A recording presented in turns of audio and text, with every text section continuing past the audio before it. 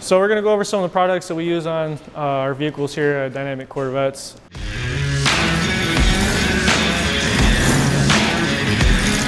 Here we have our urethane primer, DPS 3055. The hardener for it is DCX 3030.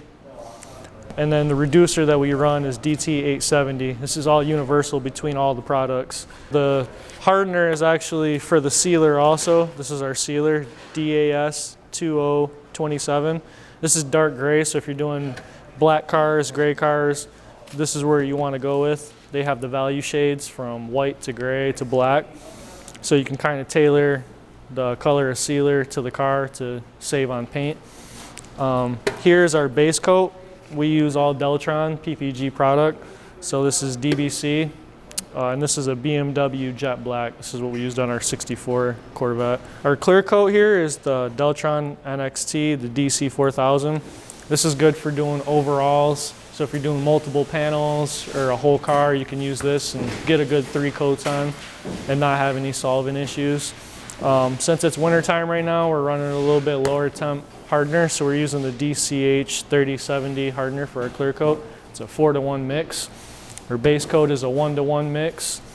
Our urethane sealer is a 3-to-1-to-1 mix, and our primer is a 4-to-1 mix. Into our sanding process, we usually start with 800 grit. We've been using the black ice from Norton, so we'll go 800, 1000, 1500, 2000 paper style.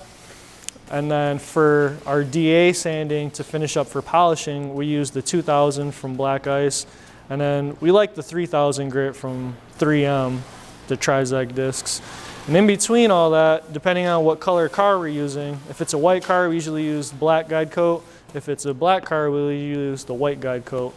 And in between that is just a couple sanding blocks I grabbed real quick. I usually start out with a paint stick with 800, and then I'll move to a little bit harder block. Then I usually get into our softer blocks when we get into like the 1000 grit, 1500, and so on. Over here is our little buffing process. It's 4 steps. We usually start with our rough compound with a wool pad. And then once you get all your heavy scratches and all that stuff out, usually by the time you get to that process, this 3000 or 4000 usually takes care of most of your heavy scratches. So this wool pad process goes pretty quick. Then we'll bump over to our rubbing compound, the 1 step with a white foam pad. Then our machine polish, black pad with their 2nd step. And then the final is our blue pad with their final step.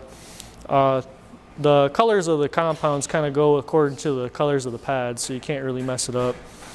And then to wipe everything down, we usually use a Mist and Shine. It doesn't leave any heavy residues, and it gives a really nice polish. So we just want to show you some of the products that we use on the vehicles here at Dynamic Corvettes. Hopefully this makes your project go a little bit easier and smoother now that you know some of the processes we use. Thanks for watching.